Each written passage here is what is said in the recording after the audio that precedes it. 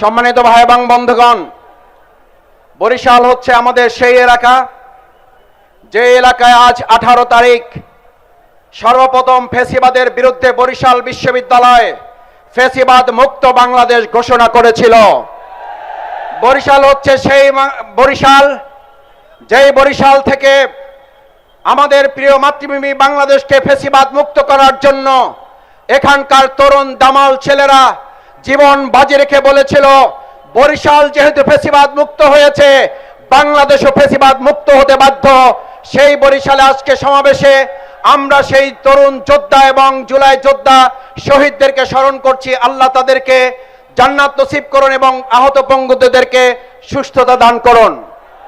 সংগ্রামী ভাই এবং বন্ধুগণ, 17 বছর ফ্যাসিবাদ আমাদেরকে শুনিয়েছিল উন্নয়ন এবং উন্নয়ন, আমাদের মাথা থেকে নির্বাচনকে সরিয়ে দিয়েছিল।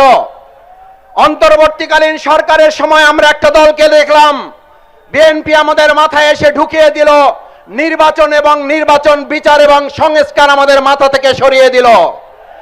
আমরা একটা কথা বর্তমান সরকারকে জানতে চাই, যদি জুলাইয়ের উপরে ভিত্তি করে এই সরকার প্রতিষ্ঠিত হয়, তাহলে এখনো পর্যন্ত শেখ হাসিনাকে বিচার করার জন্য বাংলাদেশে আমরা তাকে ফেরত আনতে পারলাম না কেন? এই ব্যর্থতার দায় বর্তমান সরকারকে নিতে হবে। আমরা জানতে চাই, এই বরিশালের মানুষের নয়, গোটা আন্তর্জাতিক বিশ্বের নেতা ছিলেন দেলোয়ার হোসেন সাঈদী রহমাল্লাহকে যারা মেডিকেল ক্লিনিং এর মাধ্যমে হত্যা করেছে, তাদের গ্রেফতার করা গেল না কেন?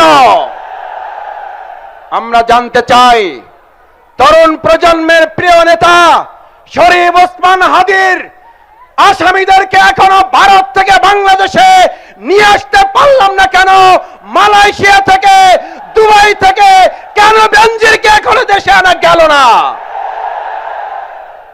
11 দলীয় সমাবেশ থেকে পরিষ্কার বার্তা দিতে চায় বরিশালবাসী, হয় বিচার করুন, না হলে জনগণ আপনাদের বিচার করবে, তার জন্য প্রস্তুতি গ্রহণ করুন।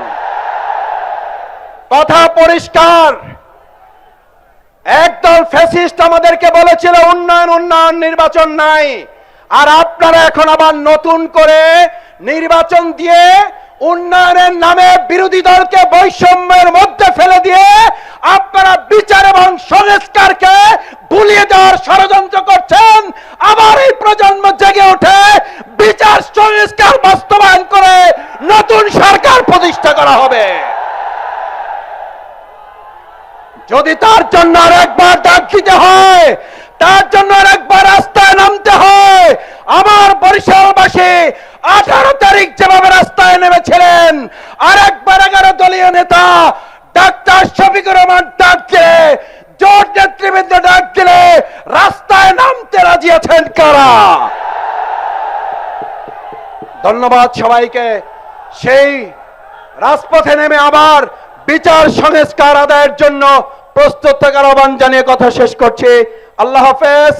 বাংলাদেশ জিন্দাবাদ। 11 দলীয় ঐক্য জিন্দাবাদ।